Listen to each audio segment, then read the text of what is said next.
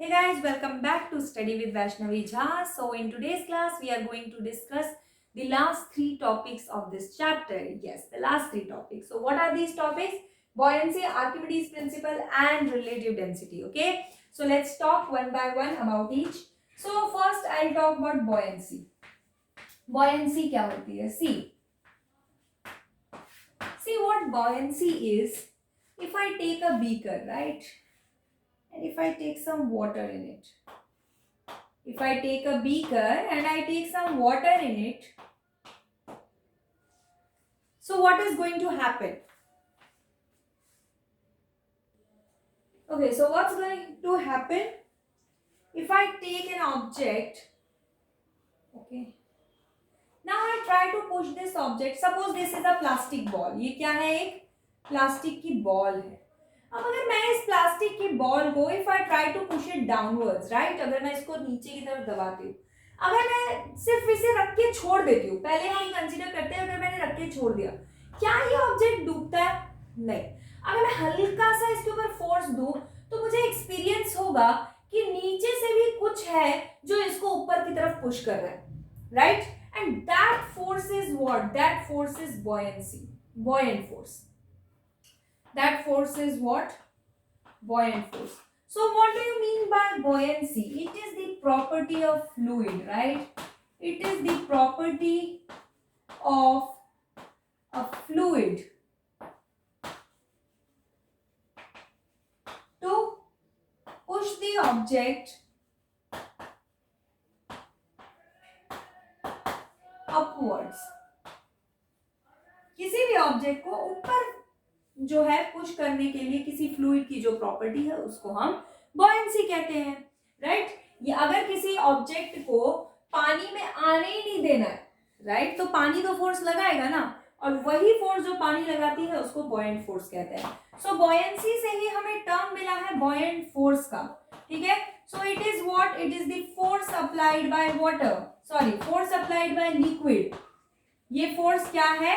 जो कि कोई लिक्विड लगाता है. Force applied by liquid, right? Force applied by liquid on an object, किसी ऑब्जेक्ट पे. और ये फोर्स लिक्विड ऑब्जेक्ट पे क्यों लगा रहा है? ताकि वो ऑब्जेक्ट उसके एरिया में ना आए. हम भी तो चाहते हैं ना यार, हमारे भाई बहन है ना, हम क्या चाहते हैं कि भाई ये हमारा एरिया है, इसमें एंटर मत करो, कोई ना करे. तो वैसे ही पानी भी चाहता है भैया ये मेरा एरिया है, तुम इसमें एंटर मत करो. और अगर करोगे तो मैं कोशिश तो करूंगा कि भाई तुम्हें एंटर ना करने दो, राइट? अब जैसे मान लो कि चोर उचक्के, अब चोर उचक्के घर में आते हैं, राइट? थीव्स आते हैं ना, वो ऐसा बिजली वाले हैं, पानी वाले हैं बोल के करके घुसते हैं. तो वो लोग आए. अब जब वो लोग आ रहे हमारे घर के अंदर घुस रहे हैं तो घर के लोग क्या ट्राई करेंगे कि नहीं यार हम नहीं आने देंगे इसे, राइट? तो वो अपनी तरफ से तो कोशिश कर फोर्स लगाते हैं कि नहीं आने देंगे, राइट? वैसे ही यहाँ पे पानी भी फोर्स लगाता है. यू आर एन आउटसाइडर, तुम मेरे अंदर एंटर नहीं कर सकते हो, तो पानी भी फोर्स लगाता है. And that force is what? That force is buoyant force. तो ये हुई buoyancy की बातें. अब आता है कोई ऑब्जेक्ट सिंक कैसे करता है और डूबता कैसे है, राइट? सिंक करने की और फ्लोट करने की क्या बातें हैं? बातें कुछ ऐसी है कि कोई भी ऑब्जेक्ट पे जितना बॉयंट फोर्स लग रहा है उतना ही तो उसके ऊपर कुछ ना कुछ अमाउंट का ग्रेविटेशनल फोर्स तो लगेगा ना. कोई ऑब्जेक्ट अगर इस धरती पर है तो ग्रेविटेशनल फोर्स तो लगेगा. अब उसके ऊपर दो फोर्सेस काम कर रहे हैं, एक पानी की वजह से जो उसको ऊपर खींच रहा है, ऊपर फेंक रहा है, और दूसरा ग्रेविटेशनल फोर्स की वजह से जो उसको नीचे खींच रहा है. Again I am repeating, this object is experiencing two kinds of force. One force is gravitational force and another force is buoyant force. Buoyant force is not letting it come into the water and it is pushing it upwards, right?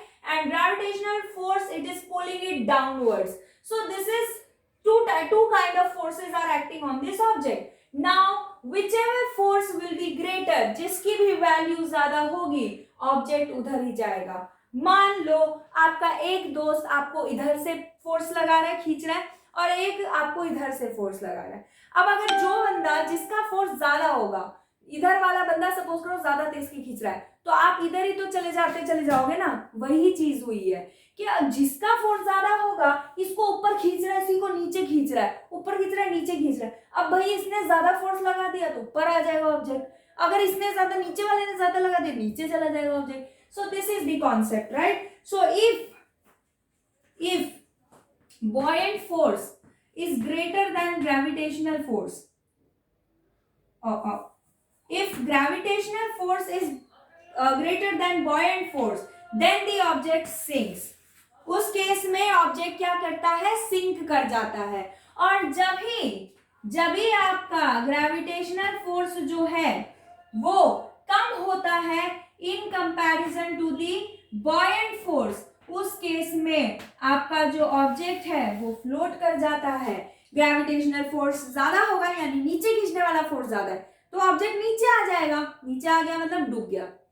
अगर कोई buoyant force ज्यादा है यानी ऊपर फेंकने वाला force ज्यादा है, तो ऑब्जेक्ट तैर लेगा, फ्लोट हो जाएगा।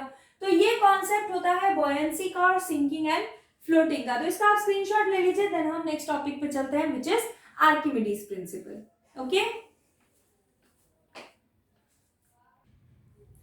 Okay, so now Archimedes principal. Okay, इनके अकॉर्डिंग क्या था, इनके अकॉर्डिंग एक स्टेटमेंट थी that when a body is partially or fully immersed in water,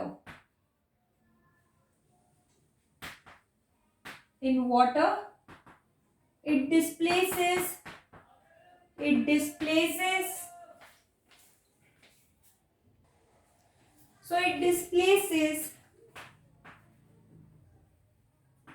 certain amount of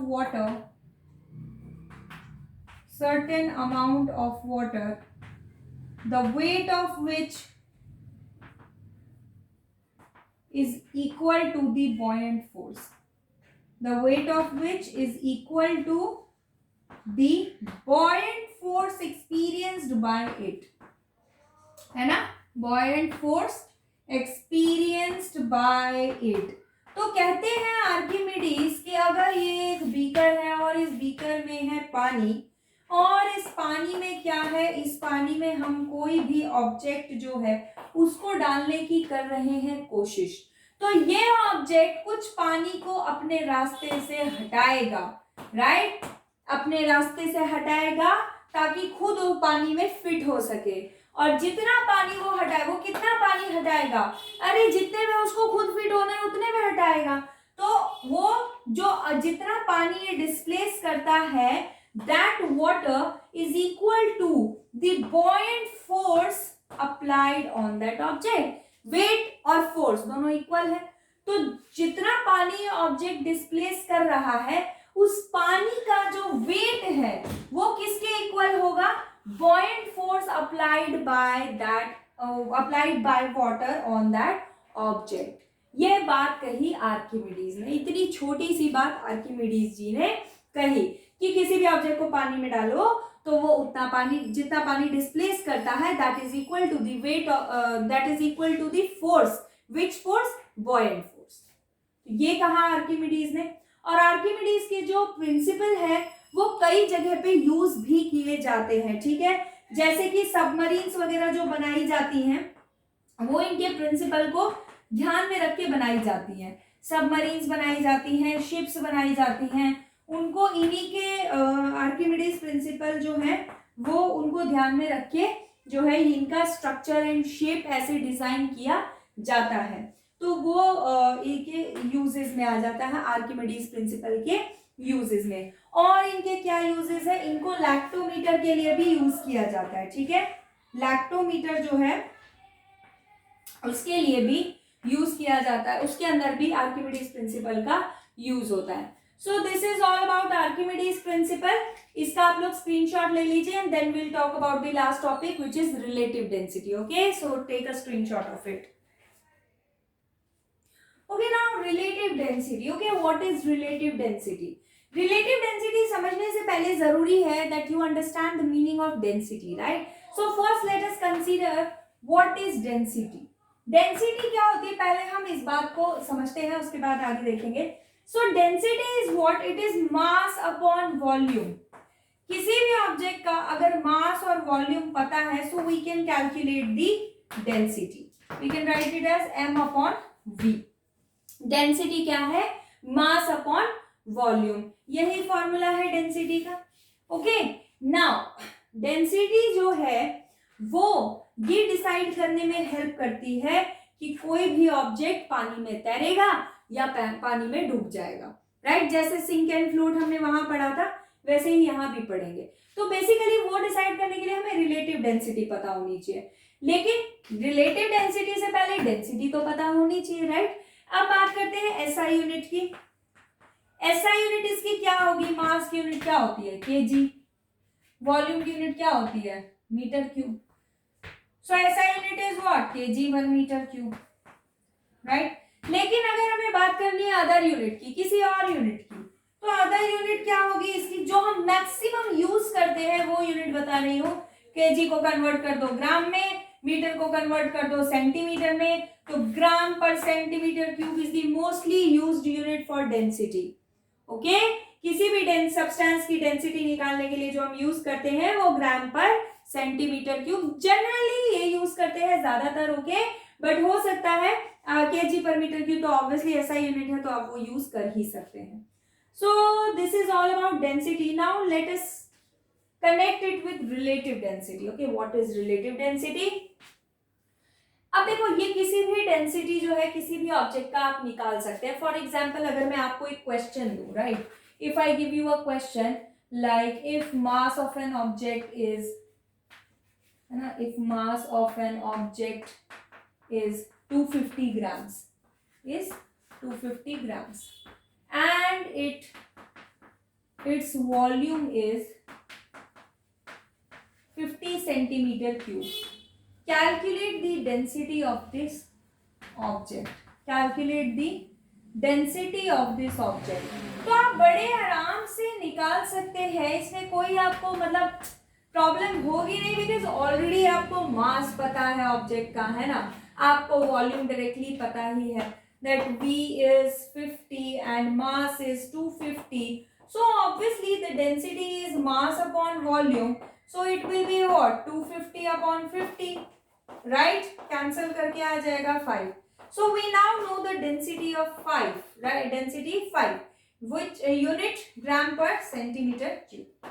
Now that's not the problem. The problem is when a question is asked whether this object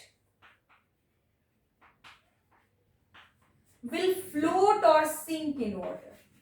problem ये नहीं है कि ये पूछ रहा है इसकी density बताओ, सब कुछ गिवन है, हमें प्रॉब्लम क्या होगी, कोई प्रॉब्लम नहीं। प्रॉब्लम तो तब आती है जब आपसे पूछता है कि ये ऑब्जेक्ट फ्लोट करेगा या सिंक करेगा। अब ये तो बहुत ही इजी है, क्यों?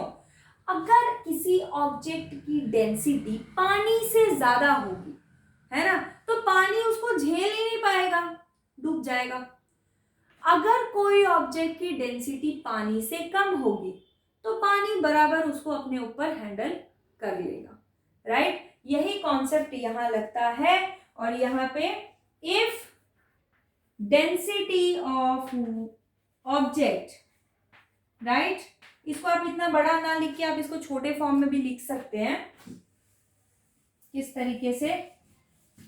इस तरीके से, if D of object is greater than density of water, है ना। अगर मान लो कोई, मैं आपको एक एग्जांपल देती हूँ, मान लो आपको आप किसी क्लास में नए नए गए, ठीक है, अब आप नए नए गए किसी क्लास में, तो क्या आप मान लो कोई आपको बंदा मिला, ठीक है, कोई आपको बंदा मिला, आप उसको फ्रेंड बनाना चाहते हैं। अब आप उसको फ्रेंड बनाना चाहते हैं, आपने कोशिश की कि फ्रेंड बन जाए। अब सामने वाला बंदा अगर आपको एटीट्यूड दे रहा है, ठीक है, अब अगर उसका एटीट्यूड आपके एटीट्यूड से ज्यादा है तो क्या होगा? तो आप उसको नहीं झेलोगे, राइट। ऐसे ही जब ऑब्जेक्ट का एटीट्यूड, ऑब्जेक्ट की जो डेंसिटी है, जब भी वो ज्यादा हो जाती है वाटर से, तो वाटर उसको नहीं झेलता, छोड़ देता, वक्त जो करना है करो, तो वो पानी के अंदर डूब जाता है। एंड सिमिलरली जब वो बंदे का एटीट्यूड आपके एटीट्यूड से कम है, कम इगोइस्टिक है, तो आप उसके साथ रहना चाहेंगे, राइट। वैसे ही यहाँ पे भी होता है, अगर पानी के डेंसिटी से ऑब्जेक्ट की डेंसिटी कम होती है तो वो पानी उसको अपने ऊपर रहने देता है, फ्लोट करने देता है। So that is the concept, right. तो मेरे ख्याल से आपको समझ में आ गया होगा। जितने इजी वे से मैं समझा सकती थी मैंने ट्राई तो वही किया है, बट आई डोंट नो, क्योंकि आप लोगों के रिस्पॉन्स मुझ तक पहुंचते नहीं हैं, इसीलिए अगर आप लोगों को समझ आता है या नहीं समझ आता है तो आप उसे मुझे कमेंट सेक्शन में ज़रूर बताइएगा, ठीक है। और ताकि आप कमेंट सेक्शन में बताएंगे तभी हम और एफर्ट्स डालेंगे, और एफर्ट्स डालेंगे तो आप तक अच्छा मटेरियल पहुंचेगा, और जब आप तक अच्छा मटेरियल पहुंचेगा तो आपका तो बेनिफिट होगा ही ना, तो बस हो गया, वो ही करना है। अब इसके बेस पर हम एक अच्छा, हाँ, दिमाग में ये भी याद होगा, डेंसिटी ऑफ वाटर से कंपेयर कैसे करें, पता थोड़ी है डेंसिटी ऑफ वाटर कितनी होती है, तो भाई नहीं पता तो बता देते हैं। डेंसिटी ऑफ वाटर होती है 1 ग्राम पर centimetre cube. What is the density of water? It is 1 ग्राम पर centimetre cube. Is it clear? अब तो कंपेयर हो जाएगा ना, अब तो कोई समस्या नहीं है। तो ये आप, इससे वैल्यू बड़ी है तो ऑब्जेक्ट डूब जाएगा। तो यहां पर आप देखिए 5 जो है ये वैल्यू बड़ी है ना, तो इस क्वेश्चन में ऑब्जेक्ट क्या होगा? Object will sink. ऑब्जेक्ट क्या हो जाएगा? डूब जाएगा। सो दिस इज द कॉन्सेप्ट। किसी भी ऑब्जेक्ट के डूबने या तैरने के पीछे 2 रीजंस हैं। फर्स्ट, क्या उसके ऊपर लगने वाला बॉयंट फोर्स ज्यादा है, राइट? अगर बॉयंट फोर्स ज्यादा है तो वो ऑब्जेक्ट तैरेगा। अब ये बॉयंट फोर्स और डेंसिटी एक दूसरे से कनेक्टेड है भाई। अगर बॉयंट फोर्स ज्यादा है तब इसका मतलब है कि वो ऑब्जेक्ट की डेंसिटी कम है, इसीलिए उसके ऊपर बॉयंट फोर्स लगा पा रहा है वाटर, ठीक है, और उसको ऊपर ठहरा पा रहा है, जिसकी वजह से ऑब्जेक्ट फ्लोट कर रहा है। So everything is connected, but आप दिमाग में ये रखिए कि डेंसिटी अगर ऑब्जेक्ट की ज्यादा है तो डूब जाएगा, अगर ऑब्जेक्ट की कम है तो तैर जाएगा। और वहां पर अगर बॉयंट फोर्स जो है, जो अपर डायरेक्शन में लग रहा है, वो ज्यादा है तो ऊपर आ जाएगा, यानी फ्लोट करेगा। अगर ग्रेविटेशनल फोर्स ज्यादा है तो डूब जाएगा, वो नीचे डूब जाएगा। So that's the concept. Now let us do one question based on relative density and we will be done with this topic. Okay? So take a screenshot of it. So before doing the numerical of relative density, we will see what the concept is. The concept is not at all difficult. It is very simple. Relative density is equal to density of a substance. Okay? Density of any substance upon density of water. Upon what? Density of water. किसी भी substance की density, उसके upon में आप water की density रख दो, खत्म बात, आ गया आपका रिलेटिव डेंसिटी। दूसरी इंपॉर्टेंट बात रिलेटिव डेंसिटी के बारे में, इट हैज नो यूनिट। इसकी कोई यूनिट नहीं होती है। It is a unitless quantity, right? ये कैसी है? यूनिटलेस क्वांटिटी है। तो चलिए इसका न्यूमेरिकल देख लेते हैं। Calculate relative density of object of density 50 ग्राम पर सेंटीमीटर क्यूब। हमें पता है रिलेटिव डेंसिटी क्या है? Density of object upon density of water. अब ऑब्जेक्ट की डेंसिटी हमें क्वेश्चन में ही मालूम है, कितनी है? 50, right? 50 and density gram per centimeter cube. Now you will see why this unit, this has no unit. Why it has no unit? Because ऊपर भी ग्राम पर सेंटीमीटर क्यूब और नीचे भी ग्राम पर सेंटीमीटर क्यूब कैंसल। कितना आ गई आपकी रिलेटिव डेंसिटी? कितनी आ गई? 50. So that is the whole thing about relative density. So we are done with Archimedes and relative density both, and here we are done with this chapter also. In the next class we will be doing the numericals, or you can say exercise and in-text questions of this chapter. So hope you liked this video, and if you did, then do like, share and subscribe my channel, and also do not forget to hit the bell icon. Okay, so we'll see you in the next video, and till then take care. Bye bye.